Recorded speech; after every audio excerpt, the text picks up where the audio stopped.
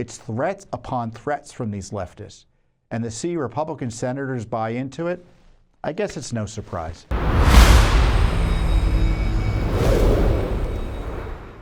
So in the news this week was the settlement between President Trump, his family, and his family's businesses, and the IRS.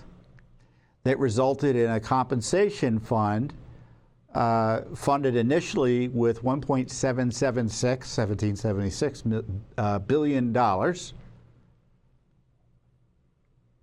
of taxpayer money to compensate victims of government weaponization.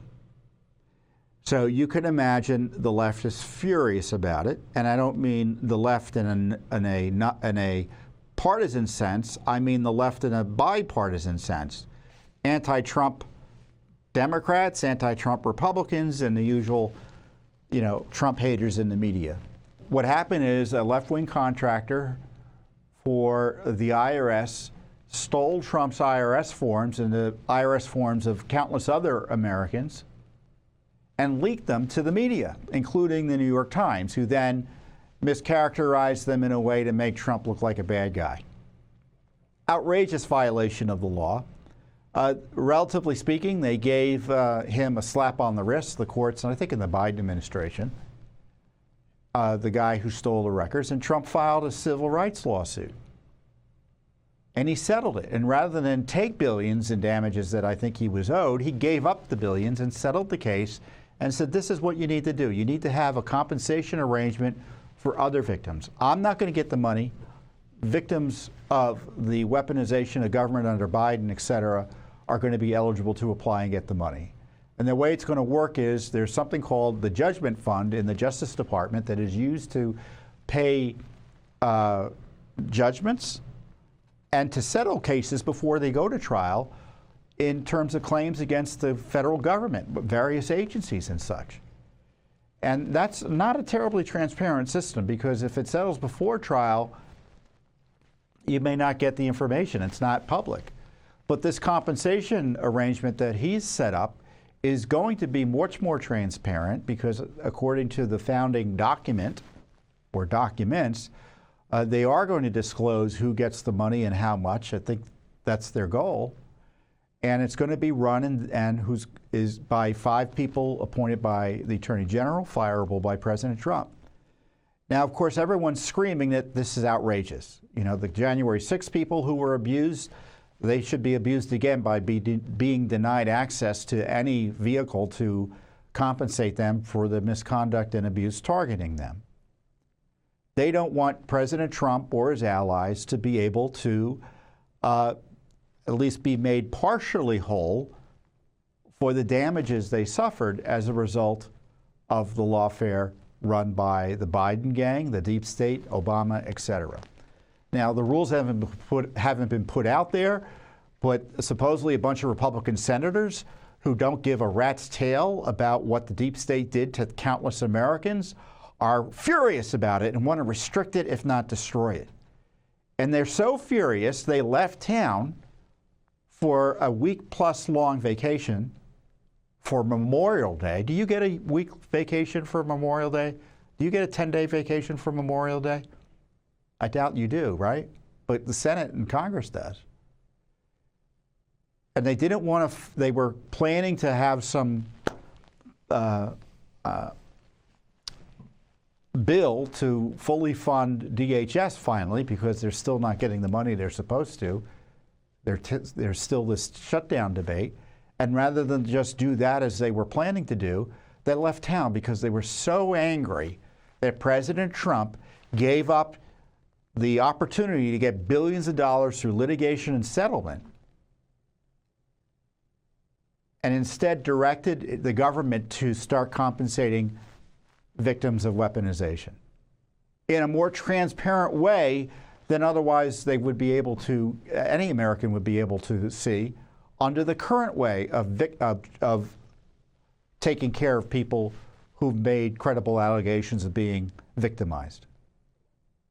So that's where we are. You have Republicans in the Senate fleeing Washington, D.C.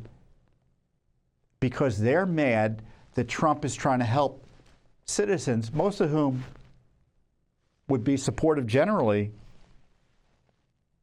of the people who are abandoning them now. I'm outraged about it. You know, and everyone else is supposed to say, everyone's out there saying it's a slush fund. It's no such thing. If you've got a claim, you should be able to try to pursue it. I don't think any of the January 6th defendants were properly prosecuted. I don't think these were good faith prosecutions. They were treated differently than others, similarly situated. President Trump, I mean, there's no doubt he was victimized. Countless others, Trump's aides, others were just harassed out the wazoo by these leftists running the Biden administration. I mean, and the crimes continue. Did you see what happened this week? They just prosecuted or indicted a former, well, I guess a current, I don't know if they've been fired yet, but a senior Justice Department official for stealing a sealed document about one of the Trump investigations and sending it to her home emails or private emails using a disguised name, like call it a chocolate cake recipe or bundt cake recipe. These documents were under seal. They weren't hers to steal. And at the same time, she's supposed to be investigating the lawfare against Trump, and she's continuing it. The lawfare hasn't stopped against President Trump. And frankly, a lot of the objections and the threats around this compensation fund are further developments in the lawfare. Oh, don't you dare give away taxpayer money to someone who was destroyed as a result of the Biden vendetta and the January 6th jihad, because we'll come after you too. It's threats upon threats from these leftists. And to see Republican senators buy into it, I guess it's no surprise. Look, the Republican controlled Senate, didn't pass the SAVE Act. It's not because of the filibusters, because Republicans don't support the SAVE Act. Not all of them, but enough of them don't. And I don't even think it's a principled position. I think it's because they hate Trump. You're seeing the same thing over this ballroom fight. The president is in the process of building a ballroom to better accommodate guests to the White House, provide better security for the complex generally. And Congress was trying to push through some extra money to support making the ballroom complex, which includes offices for the First Lady and other White House staff, hardened. And they don't want to do that. So these crazed anti-Trump Republicans in the Senate are putting the President of the United States and the White House staff and all the visitors to the White House at risk because of the ballroom.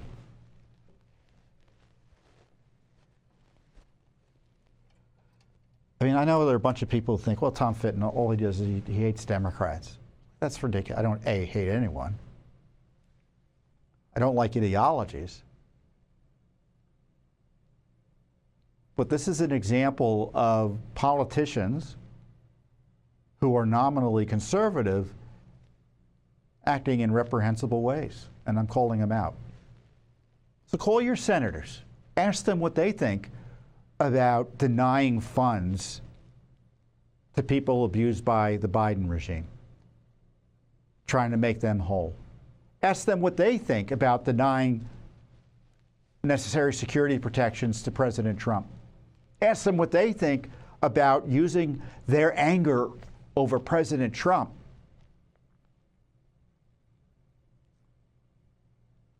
as an excuse to leave town and not fully fund the Department of Homeland Security, our immigration enforcement, et cetera, and abandon the White House and the American people to who knows what type of security threats because of their craziness about being anti-Trump.